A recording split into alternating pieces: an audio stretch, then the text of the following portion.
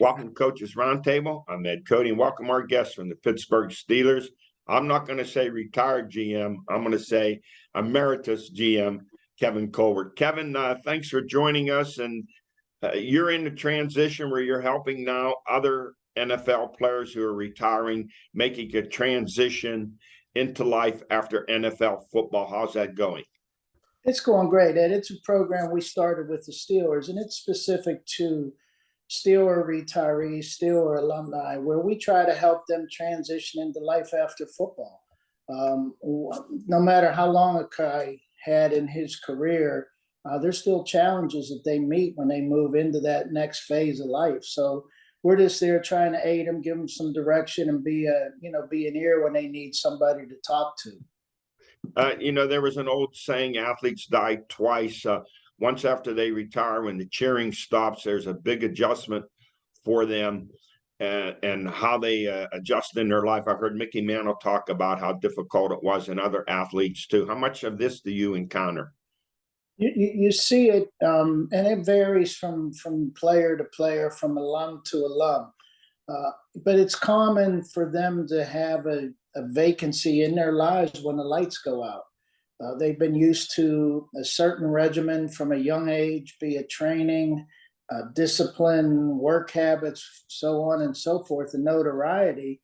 And when the game ends for them, that stuff disappears for the most part from a team structure, off-season preparation type of deal, and they have to function without their teammates. And the one thing that they will tell you, it's a very common item that they give us, is they miss being in a locker room. They miss the camaraderie that the game gave them, not only the physical challenges and obviously the financial benefits, but they really miss that locker room. So we try to give that back to them at the end of our meetings. We administrative types get off the call and just say, hey guys, the room's yours. So, have a good visit with your teammates and let me know what you want to talk about next time. Kevin, we're just weeks away from the NFL draft. I know you're not going to combines or watching film, but you know what's going to happen here. The pressure on the GMs, NFL, that first draft day, the second biggest event for the NFL after the Super Bowl. So much pressure, and the expectations are so great on the GMs. We never hear about the coaches being involved in the draft picks, and I'm sure you having worked with Tomlin for a long time. I'm sure head coaches have a lot to say about who gets picked too. Do they not? Oh yeah, and when we were, when I was involved with the Steelers and other teams in the past, Detroit and Miami, our assistant coaches and head coaches were very involved in the process. The scouts, myself, would go out throughout the fall, spring, winter, all-star games, pro days, and then we would give coaches a certain group of players to evaluate to get their opinions as well, because they can give you some information about schematics that we as personnel people may not have understood, or watching a certain coverage or how a guy reacts in man versus zone. The coach may be able to point out, well, it looks like in this concept there was a combination type of deal going on. So they had very valuable input into it as well, and it was the GM's job back then to take all the information from all the parties and combine it into one opinion. Kevin, we've talked before about this is not an exact science, yet you hear if it were, you'd hire people from CMU and Rochester Institute of Technology, but you hear all these draft gurus talk with such definitive finality about this player's going to make it, this player's not going to make it. I'd like to have $1 for every player they said wasn't going to make it, who did in fact make it. All the work you put in, you just don't know until they hit the field, right? You don't. And, the shows are for entertainment purposes, and the fans, they enjoy it, and that's great. But in all honesty, the personnel people, the coaches, they're not listening to anything on the outside. They're focused on what they need to look at and try to make the best decisions for their teams. And everybody has a different approach. And it's just a matter of, again, like Coach Tomlin liked to say, tune out the noise. It's all elevator music, and just focus on what you need to do. Kevin, free agent wise, the Steelers have signed 8 free agents. Last year, your final year, you signed a number of free agents. It was around 32 million. They're up over 36 million this year. That too is, you're looking at it. I say it's like a garage sale. Some people put stuff out there they want to get rid of, and other people see it as a treasure. So the Steelers, 3 offensive linemen, formerly with Philadelphia, Andy Weidel, putting his imprint on that. With these 8 signings, 2 linebackers, a nose tackle, 2 defensive backs, how will this change possibly the Steelers draft? Well, anytime you're trying to build a roster, you have to look at every possible avenue to achieve that. Be it when a player gets cut during the season, or you sign someone from another team's practice squad. You move into the postseason, you get into the free agency period, and it's that your comparison to a garage sale is good, because they are free to sign with anybody that they would like to under most circumstances, unless there's a franchise or a transition tag put on a player. But you go in and you just try to see who could maybe help your team in this environment, and for whatever salary cap moves that you have available to you from a cap room standpoint. And you just try to put together as much as you can in every phase, so that it can minimize what you may have to do in the next phase. So it all kind of works together. Even after the draft, there'll be players that get cut from other teams because a team drafted a certain player, and they don't need this other person who may have been making more than they could handle on their current cap. So there'll be players cut after the draft that you have to be ready and look at those guys as well. And not even to speak about the college free agents after the draft. Usually that's a 15 to 20 player signing time where, on average, teams usually get about 2 free agents that make their team when you look across league wide. So there's players to be found at all different times of the years. And I think that one period can effectively help the next period as well. Kevin, last year all the talk was about quarterback and hand size, and you went ahead and picked Kenny Pickett, even though some said, his hands are too small. Didn't seem to have any trouble throwing the football, especially in cold weather, which he was used to playing for Pitt. What's your assessment of Kenny in his first year? Kenny took good strides. He really did. He any rookie quarterback goes through a tough adjustment period, because it's a completely different game. College football is a great game, but I always tell people, look, how many kids from your high school team went on to play college, and how many kids from a college team go on to play professionally? So it's a completely different level, and really a completely different game, and you have to learn, especially at the quarterback position. I think Kenny would be the first to admit it was big for him when he first, the first time he had OTAs and mini camps and training camp and preseason, regular season. But by the end, I saw the other day where he commented that the game had slowed down. So I was very optimistic coming out of his first year, just the way he approached and acknowledged some of the shortcomings that he had early, and some of the things that he did to correct those as their season went on. And he helped lead them to a winning season. I think that's a positive step in the right direction, but he'll be the first to admit there's a long way to go. Kevin, speaking of quarterbacks, as we finish up here, the NFL dilemma is using Lamar Jackson as an example. How do you pay these prodigious contracts and still have enough money left over to fill the other needs on a team? It's becoming a problem throughout the league. Yeah, the quarterbacks, rightfully so, are the highest compensation per team. When you have a young quarterback like a Kenny Pickett, that hopefully he creates that problem for his team in the future. And, hopefully that is with the Steelers. But, you have to acknowledge that the quarterbacks are the most important players in our game by far. And that's not to take anything away from any other position, because obviously you got 22 starters, but the quarterback is unique. It's a unique talent to be a franchise quarterback. And when a team puts a tag on a player, they think he's a franchise player. And again, those players, that position, that needs to be compensated, because it's the most important position in our game. Kevin, as always, great to have you on. Relax the NFL draft. You can sit at home and watch it. No pressure on you. Always great to have you on. Hope to have you on for more years to come. All right, Ed, you guys take care now. Thank you. I'll be right back with Ellen George. Armstrong has been a part of Butler County since 1963. We helped you get online with Zoom Internet. Our Breaking Bread program began fighting hunger in our communities. Enhanced Wi-Fi delivered coverage, security, and control of your network. Zoom Extreme brought internet speeds up to 1 gig to the community. And in 2022, Armstrong was named CableFact's Independent Operator of the Year for the second time. When you support Armstrong, you're supporting your local community.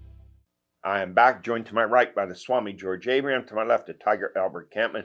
Guys, Kevin Colbert, now after 22 years as Steelers GM, working to transition retired NFL players, now adjusting to life without football. You know, the old saying, athletes die twice. Once when the cheering stops, how they adjust. So it's great that he's working with these players, trying to get some are a little more difficult working with. They missed that locker room experience. So kudos to him for the great job he's doing helping these guys. Yeah, I don't know him as a GM. I just read about him, but my son-in-law is related to him at parties. He's just one of the guys. Yeah, you know, isn't that nice to know that? Yes, you don't strut. You don't strut yourself. You know, you enjoy those kind of people. Hey, let's go to Spotlight High School Sports Baseball. Jake Johnson and Mars, 3 hits. That's it for baseball. Go to softball. The girls are banging the ball all over the place. Pitcher Lexi Hames of Seneca Valley, she had a 3-run home run, and she struck out 16 in an 8-0 win over Baldwin. Taylor Schmidt of Mars went 5 for 5. Lyric Reed of Karn City, 5 hits and 3 RBIs. Addison Bowers of Karn City, 5 hits, 3 RBIs, and 4 runs. Jessica Dunn of Karn City, 3 hits, a home run, and 5 RBI. Jada Posinski of Karn City, 4 hits. Emily Sherman of Karn City, 3 hits, all in a 15-4 slugfest win over Red Bank Valley. So the girls are bombing the ball. Emerson Stevens, get their hits now, because when we get playoff time, right, you face one of those pitchers. One of those pitchers. Yeah. Emerson Stevens, AC Valley Union, 3 hits and 5 RBI. Abby DeHitas of Freeport, 3 hits and 3 RBI. Jaden Resick of Freeport, 3 hits and 3 RBIs. And in boys lacrosse, Enzo Greco, he's been a star at Mars for a number of years. He had 6 goals in a 14-13 win over Upper St. Clair. Aiden Davis of Butler, 5 goals in a 15-8 win over North Catholic. Girls lacrosse, Macy McMullen and Lorena Lopez of Seneca Valley, 6 goals each in a 17-7 win over Butler. Boys volleyball, Butler 3, North Hills 1. Alex Moncello, 43 assists. Colton Welter, 18 kills. Butler took 2nd place in the Norwin tournament. They stand 4-1 on the season, 7-2 overall, because in those tournaments it's only one. Yeah, okay. That they play. You're really hitting some thoughts of me today, Eddie. I like when you hear 6 goals in a 14-13 win. Yeah. I don't want to hear 8 goals in a 22-0 win. That doesn't mean a lot to me. Right. You know, when you need those goals to win. Yeah, that's important. That's significant. Hey, high school track for the girls, Sophia Bonetto of Karn City, a 3-event winner in the 800 and 1600, a member of the 4x800 first place relay team. Slippery Rock High School girls, Simone Laslavic, Layla Hackwelder, and Julia Cafaro. They took 1st place in a high jump at the Wilmington Relays, a total of 14 feet. And Slippery Rock High School boys, they set meet and school records there at Wilmington, winning the 4x200 meter relay, setting those records, and also 1st in a 4x100. Eli Anderson, Sam Schwartz, Levi Prementine, and Tyler Arbblast. You hear these names, you hear them also in other sports. Absolutely. Too. Yeah. If you one of the things, now these aren't small schools, but they're not, conglomerates either. Yeah, We like hearing that. yeah, that's I'm what's so nice. tired of this specialist stuff. Right. I don't want to hear In the the small specialist schools, stuff. you And don't they have it. end up going to Westminster anyway. It isn't Yeah. like they go to Kentucky. And we enjoy the. we life. mention them in football. We mention them in basketball. And we Yeah. mention them in track. Absolutely. And remember, I think Westminster's fantastic. Yeah. What I'm saying, it's not scholarship. Right. That's the part I'm making. It's not a scholarship. Hey, retirement news. Freeport girls basketball coach Fred Soilis, he steps down after 8 years as a head coach, in which they made 6 playoff appearances. Always was great to see him when we did those games. Did a very good job He there. did, absolutely. Freddie's just a good guy. And, there's a guy that's giving back to the school and the program. He certainly didn't do it for the money. Right. One of our favorite guys, in that he would come to our workouts, and he's one of those Yes. guys that said, "I'm going to learn basketball too." Not only did he learn it, he outdid what he Yeah. ever thought he could do. 6 playoffs. Yeah. Congratulations to Freddie. Yeah, you're in the league with North Catholic. I mean, it Yes. is what it is. Yes. Hey, basketball honors. Tasso Stefanos of Mars and Braden Littlejohn of Butler. They're the Butler Eagle Co. Basketball Players of the Year. And for the girls, Nina Shaw of Knock. We saw her. Oh, Terrific wow. player. Plus, as well, Stefanos, a great career there at Mars. And Braden Littlejohn, he has another year. Good Terrific player players. for Butler. That young lady at Knock, they had a nice team. And Very she could- nice Hey, team. could she pass? I'm going to say right now, Right. you don't see many passers like that. Great ball handler. She could pass. I Yes. mean, yes. I really liked her. I really Yeah. liked her. She Same. played the game the right way. Yeah, Uh-huh. absolutely. All They had right. a nice group. Hey, nice group. Yeah, very nice. Stories of the week. March Madness for the women, LSU 102, Iowa 85. The first title for the Tigers, but the fourth for Coach Kim Mulkey. Her second year at LSU. She won 3 at Baylor. Iowa's Caitlin Clark, the junior. She was the AP Player of the Year. Tournament record 191 points. She averaged 32 a game during the tournament. And she set other records back-to-back 40-point games, the 41 points and a 77-73 upset of number 1 South Carolina. That was I enjoyed that game as much as any game I watched, and she had 30 points in the championship game. She can really play the game. She can score, but she can really pass the ball too. Yeah, you're open. very tremendous. You're getting the ball. Yeah, she's really good. And she's feisty too. She got an attitude about her. I think You have to be that that cockiness. good. Yeah. To be that good, you have to have a little bit of. But the sad part is she can make more money staying in college. That's Absolutely. not right We're on talking two. about. That's not right on 2 fronts. That's a good point you make. Someone said, "Is she going to come back?" I No. said, "She's going to come back." I said, "She's going to make 200,000 next year in names, image, and likeness." Oh, I think you're being short. a little low. Yeah, their game on TV broke all the records. That was tremendous. Yeah. Hey, the men's Final Four: San Diego State 72, Florida Atlantic 71 on a buzzer beater by Lamont Butler. San Diego State was down by 14 in the second half, and you look at Florida Atlantic. You guys, correct me if I'm wrong. How many times San Diego's at the foul line shooting the fouls, and they got the rebounds? That's what beat them. Yeah. 9 offensive That rebounds. shouldn't beat 'em. happen, Yeah, should it? Yeah. No, it should not. That's the one time you have a blockout responsibility. Sometimes in the game, you're moving around. Barkley never says anything worthwhile, but he did in that. He time. said that? He said no. He said they give you the inside spot. Uh-huh. You don't even just put your body on it. They let you have the inside. UConn 72, Miami 59. They dominated both ends of the court. Miami never got control of that game. And then we go to the championship game. UConn 76, San Diego State 59, the 7th championship for UConn. That game was, after about 6 or 7 minutes, there was no doubt who was going to win that game. They were the better team. Yeah, They were the best team by far in the tournament. Yeah. Like sometimes you guessing, they were tremendous. Oh, and you win by 20 points a game. That And just they doesn't just happen. dominated that Everyone tournament. has that one clunker where they get by. They didn't. You know, my only regret this year, I focused so much on watching ACC, Big Ten basketball. I paid little attention to the Big East. I'm not going to make that mistake next No, year. no. Well, while you're saying that, Yeah. all of their losses Yeah. were in the Big East. They didn't lose outside Right. the Big East. Fox Sports. That's how good the league Fox was. Sports, you have to Yeah. look for it. Yeah. On TV, you actually do have to look for it. But I'll tell you what, when you have Xavier beat them twice, and Marquette won the league. I know I'm beating a dead horse when I say I miss the Big East, but I do. Yeah, but they're coming back. That's the problem. Just not the one we saw. Yeah. But still, it's a powerful You conference know again. what Patino's going to do with that Wall Street money. Oh, yeah, absolutely. I mean, it's not even. Hey, National Hockey League, the Pens in a battle for the final two Eastern wildcard spots with the Islanders and the Panthers. The Pens 38, 29, and 10, 86 points. The Islanders with 87 points and the Panthers with 85. This is going to come down to the last. There are 5 games remaining. Now, they lost to Boston 4-3. They beat Philly 4-2 in the Tang's 1,000th game. They lose to Detroit 7-4.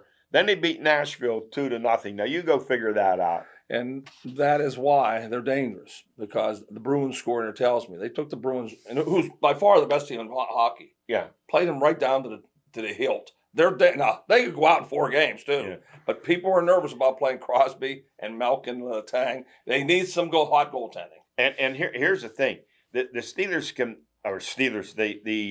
Pens can better match up with Boston than they do with the Rangers. The Rangers are far more physical against the Pens. Good point.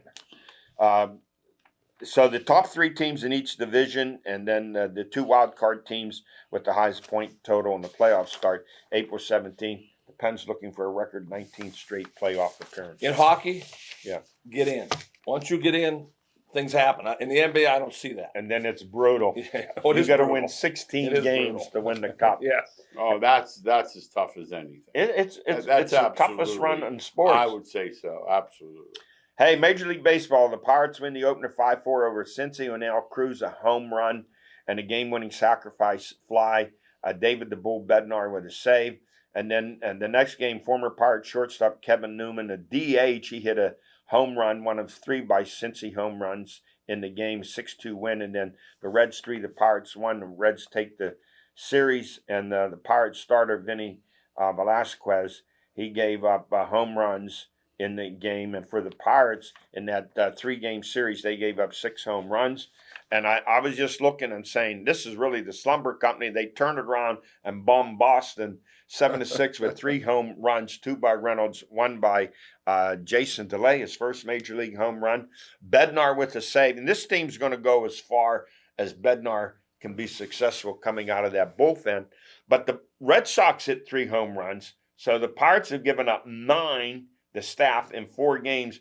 What's that, George? About 320 home runs That's not good. for the year? No, that's not But good. they're supposed to be. They're 2-2 right now. That's pretty darn good for the Pirates. That's a good start for them. Yeah. And I think you said on the something road. really important. I was thinking the same thing, and you said it. They're on fire, Andy. Bednar has to stay healthy. He has to. If he stays healthy and they have a lead, they're going to win a lot of games. But see that They're 8th and gonna 9th, get to him. the 8th and 9th, it's Yeah. hard. I turned it on the other day. I'm telling you, I'm kind of rooting for him. So I turned the thing on, and there's their ace, Keller. It's the 2nd inning, and he's thrown 46 pitches. Yeah. I think we can't go more than 4 or 5 innings. And in the opener, he gave up 4 runs, but the headline was he struck out 8. And I'm going to say this again. Strikeouts aren't as significant to me anymore. He struck out 9 in 5 innings. Okay, they're everyone's swinging for home runs. The last 3 years, more strikeouts than hits in Major League Baseball. So I'm not impressed by that. No, the over-unders on strikeouts every night are 6.5, 7.5. Used to be 4.5. Used to be 3.5, Yeah, 4.5. absolutely. That's Yeah, a they good know. point. They know.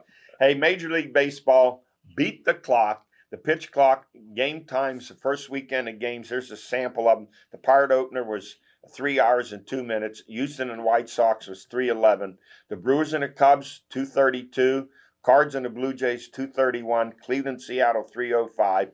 Houston and Chicago, 2:40. Miami and the Mets was the best one, 2 hours and 9 seconds. Arizona and the Dodgers, 2:41. Colorado and San Diego, 2:27, and I always use this as a reminder.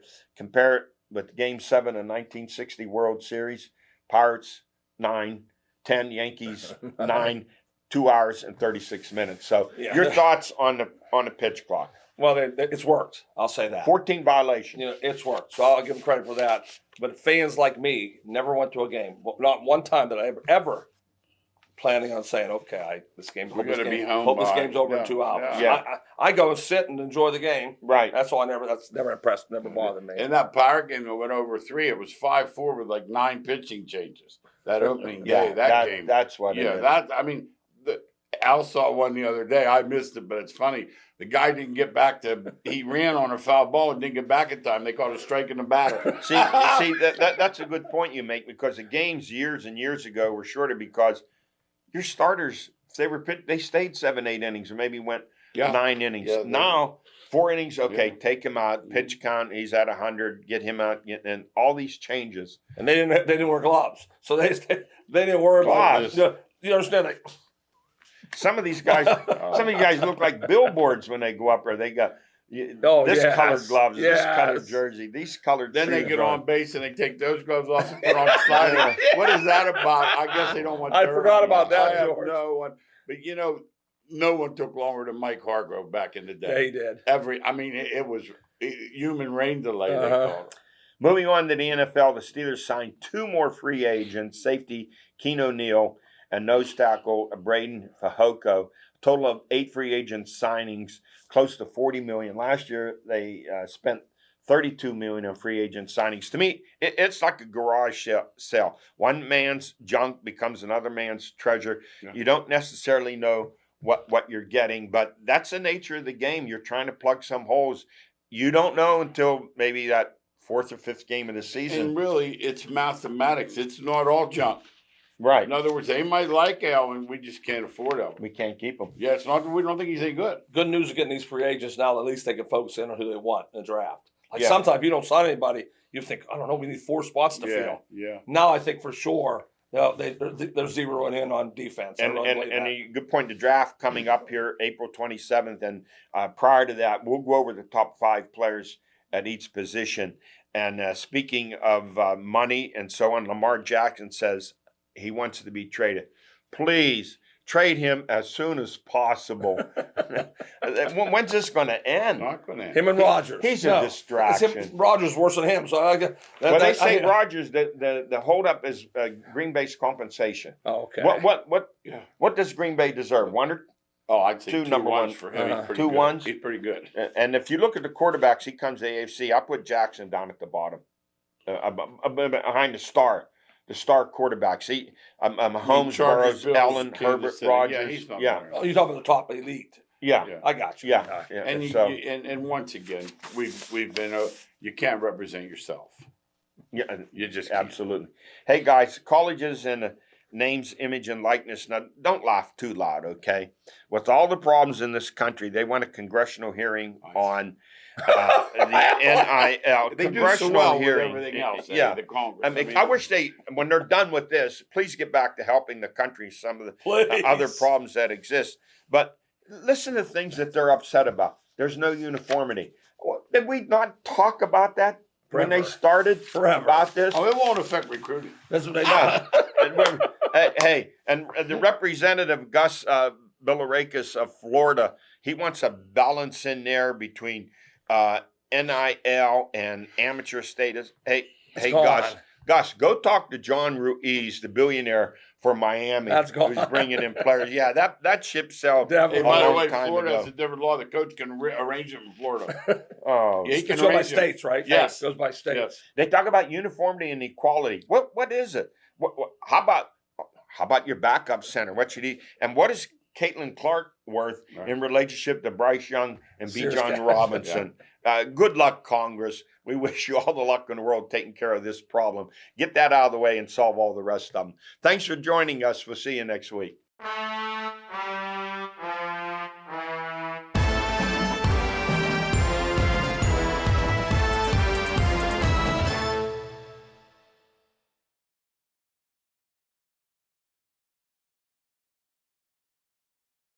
How do you choose the smart home and security system that's right for your family? The answer is Guardian Protection, a fully integrated system so that all your smart home and security devices work together, like smart locks, smart lights, doorbell cameras, video cameras, and more. And with advanced artificial intelligence technology, Guardian Protection creates a smarter, safer home for you, all controlled from one single app. The right choice for your family.